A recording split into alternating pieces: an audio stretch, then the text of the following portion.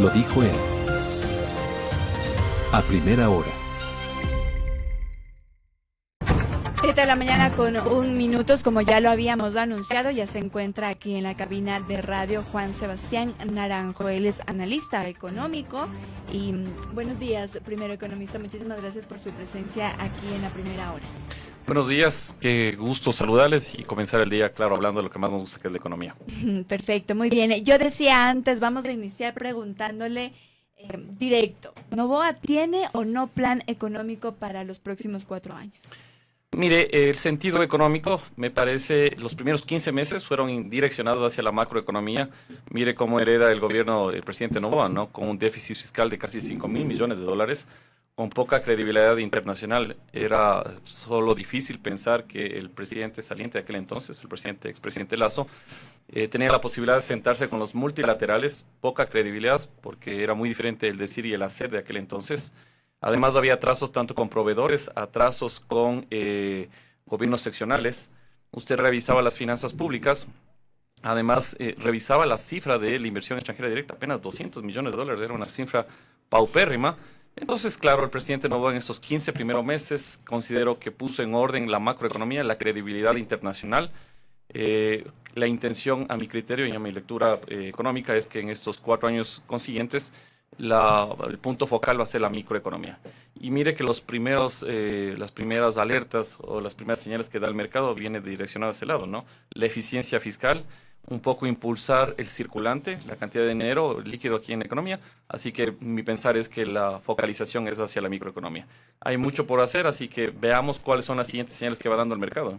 Economista, buenos días. El presidente de la República en su discurso de arranque de este periodo presidencial habló de algo importante, el tema de la reactivación de la inversión pública para reactivar precisamente lo que usted nos está hablando, el tema de la microeconomía. ¿Va encaminado en eso, en la economía interna, en reactivar la inversión del sector público, del Estado, en tema vial, en tema de infraestructura, para poder reactivar también la economía nacional? A mi criterio, en estas 3 semanas hay 2 alertas interesantes. La primera alerta es que está muy conectado con las necesidades de la sociedad civil. Mire que sobre el 65% de la población ecuatoriana, el principal problema detecta que es la seguridad. Con este plan económico, este proyecto de ley económica urgente, de cierta manera está atendiendo a este tema de la seguridad. El segundo problema es la falta de empleo. Entonces, claro, en el reglamento se acentuará este proyecto en torno al marco económico. Y claro, el pensar que en estos 4 años se va direccionando, un poco dinamizando la economía, me parece que va el punto focal, ¿no? Y ese es el principal objetivo de este proyecto que está ya en manos de la Asamblea, que lo ha analizado el día de ayer ya la Comisión, Andreita también, y que pasará al Pleno el día de mañana para el primer debate. La necesidad urgente de sanear la economía interna es el objetivo principal, al menos en estos primeros meses. A mi criterio es la eficiencia del dinero público. Porque mire, en estos 15 meses yo creo que la sociedad ha arrimado hombro. Hemos hecho esmeros necesarios, pero muy complicados para la economía local. El solo incrementar el IVA del 12 al 15%, la focalización de subsidios. Los ecuatorianos hemos demostrado amor a la patria haciendo los esmeros, pero es momento que ya el Estado responda. Por eso le digo que me ha parecido positivo el cómo en los primeros días de gobierno ha reaccionado, respondiendo a las necesidades, ¿no? Porque al final el pueblo lo que quiere es soluciones rápidas, soluciones y que se materialicen, ¿no? Uno hace los esmeros, pero también el Estado venga e intervenga. También me ha parecido súper positivo que la eficiencia de los recursos públicos, mire las desviaciones que debe de tener dentro del CERCOP. Pero si se habla de dineros públicos, porque además tenemos déficit presupuestario, ¿usted no cree también interesante que se debería intervenir en torno a los presupuestos de los gobiernos seccionales? Porque al final, ¿quién revisa cómo se están gastando los dineros? Usted semana a semana revisa, porque además el Ecuador, aparte de ser un pueblo muy trabajador, es un pueblo algo también que le gusta festejar sus fiestas cantonales, ¿no? Usted revisa la ejecución presupuestaria a nivel de GATS. ¿Quién controla eso? ¿Usted no cree que sería interesante en este tono de modernización, en este tono de aplicar la inteligencia, la eficiencia de los recursos, también comenzar a direccionar el inicio de un presupuesto general a nivel cero? Cuando hablo de presupuesto general a nivel cero es con no asignaciones, sino que en torno a tus necesidades te vamos asignando recursos, porque si no, de otra manera, seguirán habiendo fiestas patronales de 1.500.000, mientras hay gente que no tiene servicios básicos, ¿no? Hay muchas autoridades que han defendido lo que usted acaba de decir, diciendo que eso también ayuda a reactivar la economía de varios GATS provinciales, teniendo en cuenta que han sido también víctimas de la inseguridad, incluso de estados de excepción, toques de queda que no les han permitido reactivarse completamente, incluso después de la pandemia. ¿Qué hacer con precisamente con esta declaración que hizo el presidente de la República sobre la activación, reactivar la obra pública, cuando hubo muchos gobiernos que se quejaron? Por ejemplo, en febrero había aún deudas por parte del gobierno nacional sobre varios GATS provinciales, sobre todo. A ver, desde el lado económico hay dos alas, ¿no? ¿Cómo reactivamos la economía? ¿Cómo incrementamos esta palabra mágica que yo llamo el circulante, que a mi criterio debe ser la palabra más popular en estos 4 años de gobierno? Hay dos sentidos. El primer sentido es el gasto público, la filosofía keynesiana. Hay que activar la economía a través del gasto público. Y tiene sentido porque además mire que usted revisa el M1 ya en temas económicos, es la cantidad de dinero efectivo circulante en la economía. Apenas ha habido una variación, un crecimiento del 3%, es nada. Entonces, claro, hay que activar la economía desde un lado, desde el sentido público, desde el gasto público, desde la obra pública, pero eso no es suficiente. A mi criterio, al iniciar de este periodo, impulsando la economía, reactivando la economía desde la filosofía keynesiana, está interesante porque además vamos a incentivar la demanda agregada, con ello impulsamos al consumo, pero a mi criterio eso está bien para los primeros meses de gobierno. Los siguientes, los meses consecuentes, hay que darle libertad a la empresa privada, no hay que asfixiarle. En estas enmiendas constitucionales hay que tener en cuenta que muchos empresarios, y el clamor de muchos clústeres empresariales es que la empresa debe tener libertades para que le dejen crecer. Porque de otra manera usted conversa con empresarios interesantes e importantes del Ecuador y le dice, oye, le tenemos al Estado como socio sin aportar un solo centavo y a veces como patrono porque toca pedirle permiso para todo. Y si queremos que cifras como la inversión extranjera de apenas $200 millones frente a 12.000 millones que tiene Perú crezca, obviamente ese no es el camino. Hay que impulsar, hay que darle libertad a la empresa privada, pero reactivemos en un primer momento la economía a través del gasto público, porque al final como ecuatorianos hemos aportado, ¿no? Hay esa expectativa en este momento en el sector empresarial también sobre el tema de volver a la inversión pública. Usted ha hablado sobre la ley que está o que llegó recién hace pocas horas a la Asamblea, una ley económica urgente en torno a reformar el manejo del CERCOV. Es importantísimo. Se habla de que el CERCOV dentro de la contratación pública supera los $18.000 millones aproximadamente en torno a la inversión que hace el Estado a través del CERCOV. ¿Qué hacer en ese sentido para que se eviten los temas de corrupción, que es el principal problema que vive la contratación pública en el país, y cómo reinvertir esos dineros para que llegue a los ecuatorianos? Mire, creo que las administraciones jóvenes y preparadas traen proyectos innovadores, comenzando desde el lado económico. Solo pensar que un presidente venga y te proponga un híbrido entre políticas keynesianas y políticas de la economía austríaca ya te hace pensar que algo nuevo se está viviendo, ¿no? Por el otro lado, el eficientizar, ¿no? Mire, por ejemplo, en el Ecuador tenemos el servicio de rentas internas. En países de Asia ya no hay una entidad como tal, sino hay un servicio de inteligencia de datos que hace que desde en tiempo real cruza todos los datos y el número real es el que genera sin desviaciones. Hoy por hoy en el Ecuador y en el mundo tenemos las normas internacionales de información financiera. Lo que te hace es que cualquier producto está a valor de mercado. Si es que anteponemos la necesidad de una contratación con estas normas internacionales de información financiera, con inteligencia artificial, la desviación o el sobreprecio va a anularse. Hoy por hoy, y claro, a vista paciencia de los ecuatorianos, y es del voz populi, ¿no?, de la contratación pública, ahí está la coima, ahí está el dinero adicional que se lleva el funcionario público, el ladrón de corbata. Entonces, el querer de cierta manera eliminar esta mafia que camina silenciosa me parece interesante. Entonces el gobierno comienza con dos alertas interesantes: uno, eficiencia pública; dos, eliminar de raíz la economía de estos grupos delictivos. Así que a mi criterio personal está conectándose. ¿Que hace falta hacer muchas cosas? Hace falta hacer muchas cosas porque mire que sería interesantísimo que por el tercer año de gobierno del presidente, dado que se encontró una eficiencia fiscal, dado que se reduzco se redució, perdón, el gasto público. ¿No sería interesante que el presidente salga un día y diga, oigan, del 15 les vamos a bajar al 12% nuevamente el IVA, el impuesto a la renta de las empresas por cada 500 empleados contratados vamos a hacer focalizar para que ustedes, empresarios, paguen un poco menos?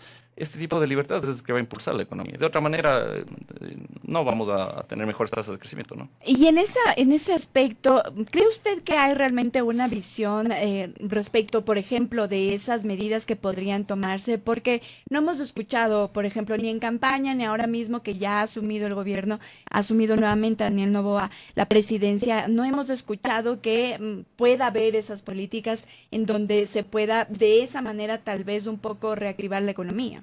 A ver, la economía es como la clase de primer semestre de cualquier carrera, en donde te da la economía básica, ¿no? La economía es una ecuación, es un equilibrio. Si queremos que reduzca tributos, tenemos que reducir el gasto. Y si queremos reducir el gasto, el Estado como tal tiene que reestructurar su estructura como tal, ¿no? Tiene que hacer una reingeniería porque hay demasiado gasto público. Entonces, si queremos encaminar al Estado a que sea eficiente, a que recursos públicos en torno al CERCOV, hacia los GATS, hacia dineros que están ahí un poco no dinámicos, hay que hacer esa reestructura. El otro día conversábamos con especialistas de carácter público, de finanzas públicas, y nos preguntaban, oye, ¿ustedes han revisado la cantidad de bienes que están encapsulados con fideicomisos en inmobiliar? ¿Cuánto se paga mes a mes? ¿Usted cree que por ese lado viene la ineficiencia? ¿Cuántos fideicomisos tendrá el Estado encapsulados y que no puede darle dinamismo a esos bienes porque están desde el lado jurídico encapsulados? Buscar tipo de eficiencias como ellos, buscar muchos funcionarios que además fueron puestos en gobiernos de transición por tener ese beneficio político además. Entonces, reducir al Estado en torno a la eficiencia, creo que con las primeras alertas se busca encaminar. Que eso tenga un costo político, lo tiene, porque no es fácil reducir el tamaño del Estado buscando la eficiencia. Pero si queremos tener un mejor gobierno con déficit fiscal minoritario, con eficiencia pública, yo creo que se debe encaminar por ese lado, ¿no? Uno de los temas que también está debatiendo la población ahora es el tema de la economía del circulante, la necesidad de mejorar la economía de la gente, del bolsillo de la gente. ¿Qué hacer en ese sentido para que esa posibilidad de mejora económica que se sienta en la gente, que muchos critican al gobierno por eso, en torno a que ha pasado 1 año y 6 meses y la situación económica sigue siendo complicada, no ha habido un avance en el tema de la economía propia, de la economía de la gente? Hay gente que tiene todavía deudas con los bancos que no pueden ser pagadas, deudas con tarjetas de crédito, el sobreendeudamiento que está viviendo la gente. ¿Qué hacer para que esa gente pueda sentir ese cambio que usted lo está narrando, economista? Claro, desde mi palpitar, nuevamente para mí la palabra mágica es del circulante. Usted, ecuatoriano que nos escucha, si es que de cierta manera siente que hay más plata en la economía, sea el gobierno que sea al frente, va a ser un gobierno querido. Por ello hay que abonar que cualquier tipo de política hay que acentuar a que aumente el circulante, la velocidad de dinero en el banco. Desde mi lado como economista creo que hay medidas interesantes y fáciles de implementar. Por ejemplo, ¿usted no cree que la velocidad del dinero en la economía hoy por hoy se paraliza tanto sábados y domingos porque el Banco Central no tiene estructura para que la transaccionabilidad aumente? Usted cuando hace transacciones del día viernes tiene que esperarse el día lunes. ¿Usted no cree que esta velocidad del dinero podemos incrementarle cuando haya transacciones comerciales tanto sábado y domingo? Son cambios minoritarios, pero además, ¿cómo esperamos que haya más dinero en la economía? A través del M1, que son depósitos a la vista, a través del dinero que está en circulación, y cómo traemos más dinero para nuestro país.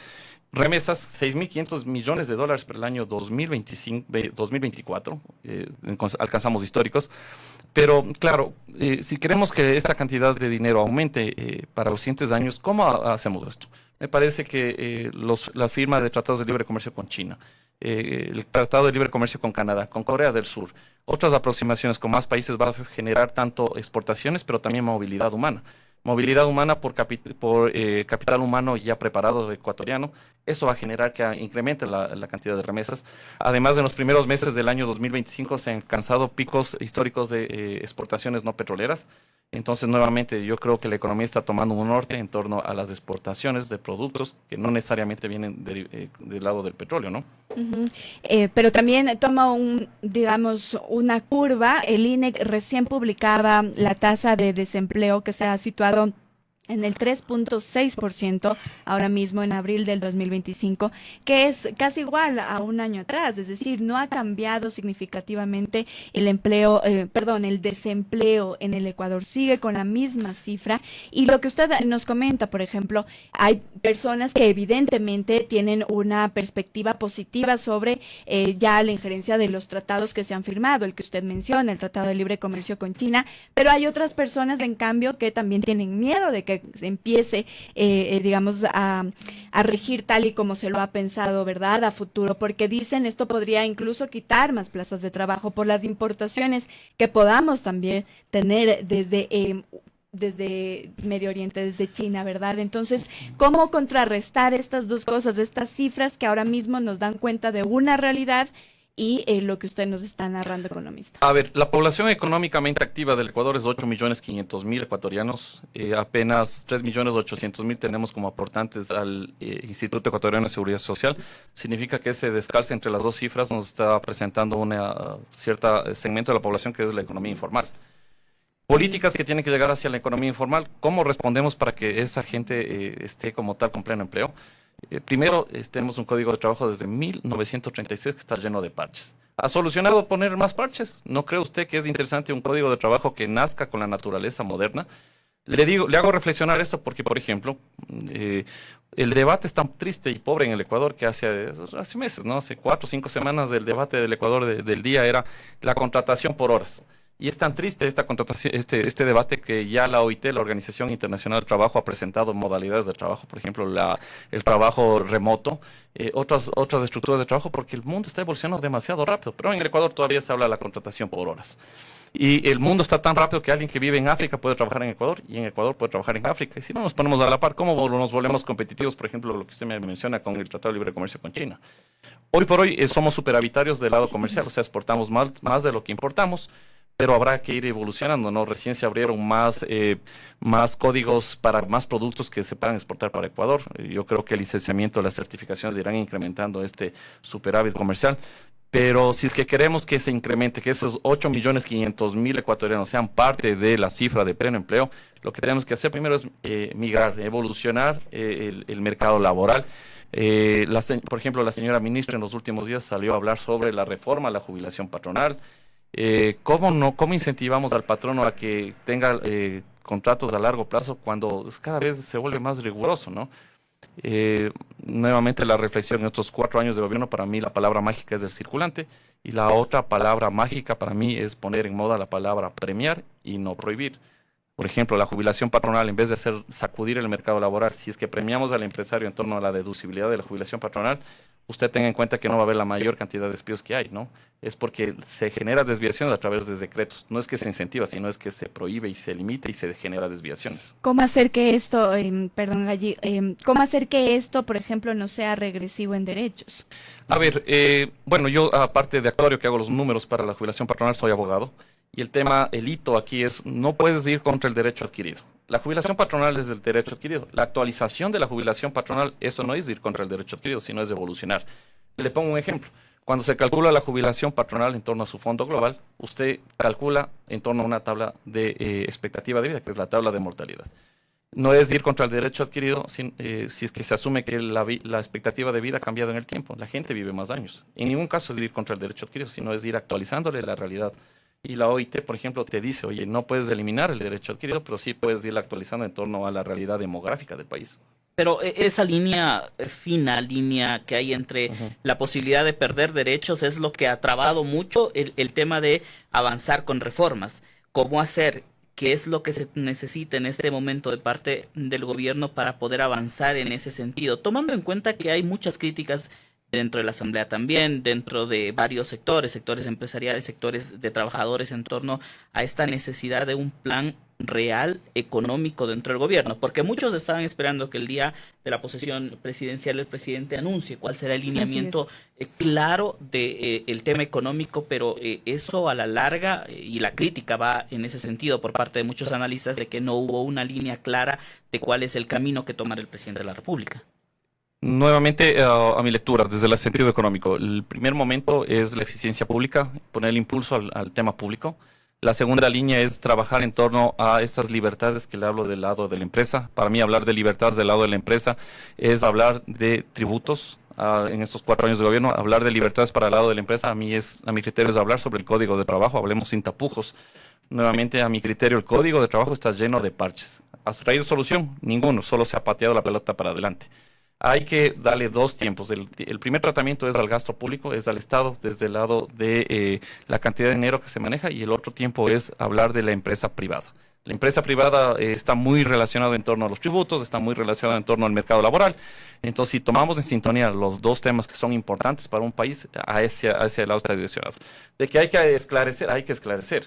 Estamos frente a un presidente que tal vez un poco va soltando las cosas en torno al desarrollo, ¿no? No es que te suelta de plano lo que va a hacer, y tal vez ese tipo de accionarios es lo que le ha traído hasta el día de hoy acá, ¿no? Es algo, puede ser estrategia, puede ser manejo, no necesariamente yo estoy de acuerdo en ello, pero lo que sí creo o considero es que los tiempos en torno a lo que se va desarrollando es, uno, buscar la eficiencia del lado público, buscar la activación de la economía desde el lado público, pero además se habla de enmiendas en torno al Código de Trabajo, en torno a los tributos, en torno a la eficiencia de la atracción de capital extranjeros, porque al final eso es lo que necesitamos, ¿no? El presidente de la República, Andreita, el presidente de la República hizo una gira internacional hace unos pocos días, ha abierto la posibilidad de nuevos mercados, por ejemplo, el mercado en Asia, Arabia Saudita estuvo también, una reunión de alto nivel. Próximamente, me parece que a finales del mes de junio, emprende otra gira internacional. Esto con búsqueda de nuevos mercados. La posibilidad de reafirmar, por ejemplo, un acuerdo con el Fondo Monetario Internacional, ratificar ese acuerdo, que comiencen a llegar los desembolsos del Fondo Internacional, podrá ser también una base para poder seguir con este crecimiento económico que tanto anhela el Ecuador. Mire que a día siguiente de la posición de la nueva ministra de Economía, Moya, la ministra Moya, al siguiente día estuvo viajando para Washington. Nuevamente, este gobierno tal vez no sale a dar declaraciones, pero da señales que uno de alguna manera da entendimiento de lo que quieren, ¿no? En el año 2023 se firmó un entendimiento con los multilaterales de casi 13.000 millones de dólares, y han ido en torno a la disciplina que se ha ido presentando, generando desembolsos. 16 días de viaje o gira presidencial. Estuvo por Emiratos Árabes. ¿Usted no cree que además es una señal al mundo cuando a semana siguiente estuvo el presidente Trump levantando un negocio histórico para Estados Unidos? Los 2 únicos presidentes que han estado sentados con Emiratos Árabes era el presidente Noboa y el presidente Trump. El quedarse aquí en Ecuador a inicio de un gobierno, o el viajar, generar giras internacionales en torno a buscar la mayor cantidad de negocios, acuerdos u oportunidades, me parece, no le ve usted positivo. Además, mire una señal, el día de ayer escuchaba el debate en torno a la visita del presidente en Emiratos Árabes y la detención de este señor, ¿no? Entonces, tal vez y las giras internacionales no solo están desde el lado económico, también desde el lado de la seguridad, porque al final genera señales.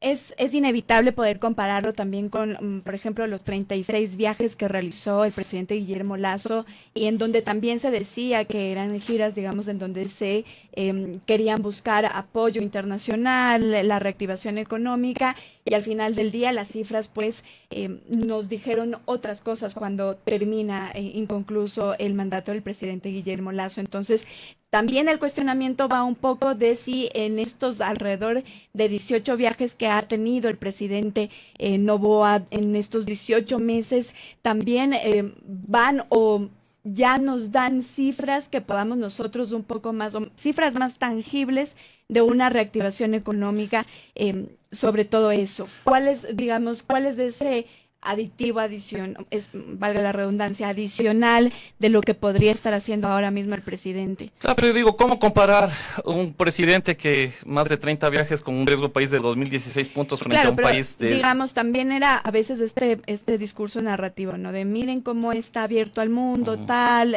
incluso ellos tenían la frase era un Ecuador en el mundo y un mundo en el Ecuador, pero lastimosamente ese Ecuador en el mundo no generaba la atracción de ningún multilateral. Nuevamente, ¿cómo comparar un presidente con 2016 96 puntos de riesgo país frente a un presidente de menos de 1.000 puntos, un presidente que tiene la credibilidad de los multilaterales frente a un presidente, un expresidente Lazo que no tuvo la capacidad siquiera de reestructurar deuda o de sentarse como multilateral. Mire, me parece, yo admiro a poca gente que tiene capacidad, pero por ejemplo, un amigo, Mauricio Pozo, por ejemplo, él reestructuró la deuda con estados porque tenía credibilidad. ¿Qué gestión se hizo de aquella índole en el gobierno del expresidente? Yo le digo este Ninguna, discurso narrativo, ¿no? Que se decía que también se estaba abierto al mundo, etcétera. Y luego, ¿cómo comparar también con lo que hemos visto en relaciones internacionales de lo que fue ya estos 18 meses? Por ejemplo, con este anuncio un poco abrupto que hasta ahora no se ha definido del todo de parte del gobierno, con aumentar el arancel, por ejemplo, a México al 27%. Eso tal vez no da también otra percepción de cómo se quieren tratar los mercados internacionales. A ver, el tratamiento de las relaciones bilaterales, multilaterales, yo creo que van en sintonía de los grandes socios comerciales que tiene el Ecuador.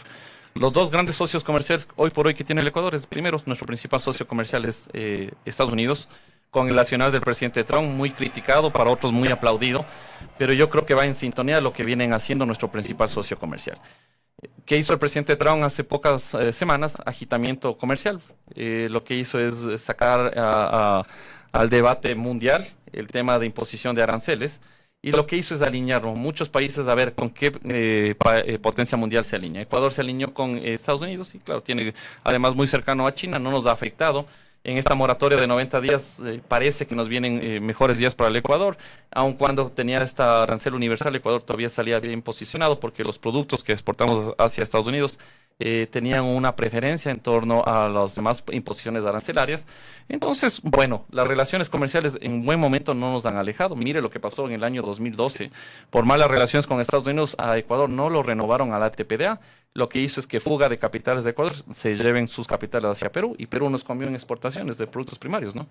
En todo caso, y al final ya de esta entrevista, economista, y gracias por habernos acompañado hoy en la mañana, la perspectiva económica, según su criterio, para este periodo presidencial es positiva en torno a la posibilidad de que Ecuador viva dentro de los próximos meses un cambio, un giro y una recuperación económica, que es lo que todos estamos buscando en este momento. Claro, a ver, a mí me perfilo como un empresario, como un consultor, y veo con buenos ojos cuando al Estado se le ve con la eficiencia que se le ve a la empresa privada.